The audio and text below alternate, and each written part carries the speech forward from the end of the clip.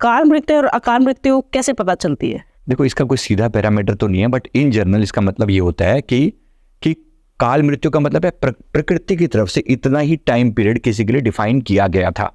मान लीजिए किसी के लिए 70 साल डिफाइन किए गए थे, ठीक 70 साल में उसके साथ ये घटना होएगी और उसके इस बहाने से मृत्यु होनी है, ये सब तय है। पर अगर किसी कारण से व्यक्ति 60 साल में, 50 में, 40 में कोई ऐसी घटना के कारण या तो सुसाइड करता है तो अकाल ही है, अनटाइम्ड है ना, अनटाइम्ड। दूसरा, किसी ऐसी एक्सीडेंट में या किसी ऐसी चीज में इसकी डेथ हो जाती है जो कि इसकी प्लानिंग में नहीं थी।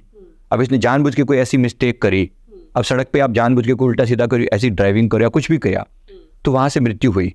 वो सामान्य मृत्यु नहीं थी, टाइम्ड नहीं थी।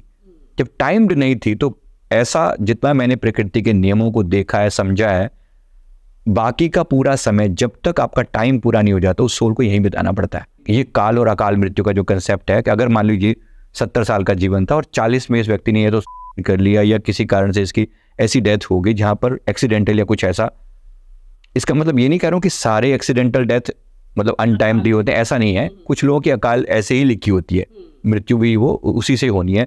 ये हम लोग इतनी आसानी से नहीं बता सकते। इन जनरल मतलब मृत्यु का जो काल और अकाल का मतलब यही है कि समय हुआ या नहीं हुआ, तो उनको बाकी का पूरा समय धरती पर इसी प्रेत शरीर में ही बिताना पड़ता है।